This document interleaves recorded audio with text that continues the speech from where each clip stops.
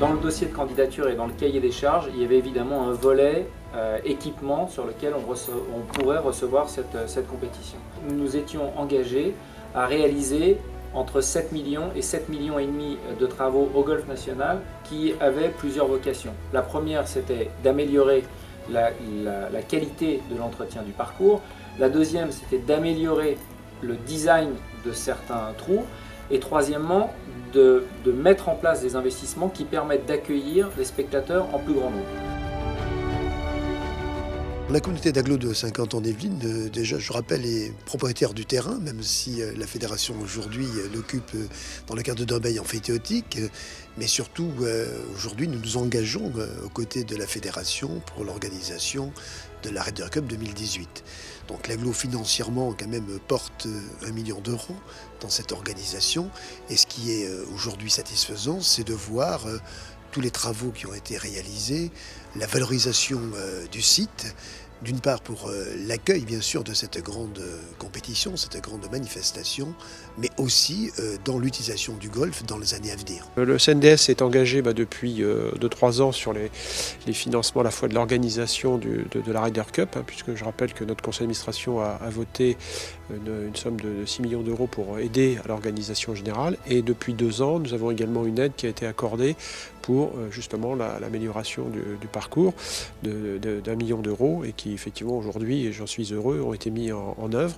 Donc le CNDS également a un projet d'accompagnement de la Fédération française de golf pour le développement du golf pour tous, à travers des projets de pitch and putt, des projets de 9 trous, de golf dans les zones urbaines.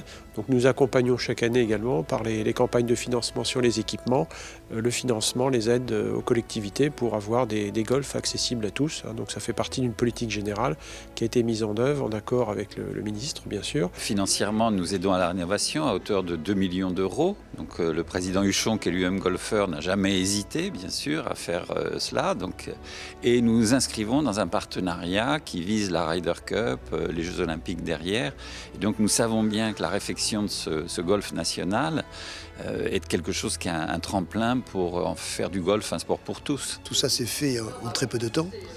Et quand je vois l'ampleur des travaux, le nombre de trous qui sont touchés, et puis toutes les nouvelles techniques qu'il y a, c'est vrai que je suis très très impressionné. Les travaux démarrent bien. En plus, je pense que la fédération et le comité d'organisation disposent avec un greenkeeper de grande qualité, d'expérience qui va apporter une plus-value pour ce merveilleux parcours. Donc moi je suis très content aujourd'hui de voir qu'en plus les retards, il n'y a pas de retard, que tout semble se dérouler. Donc j'ai le sentiment qu'il y a une vraie synergie au sein des organisateurs pour arriver au point nommé.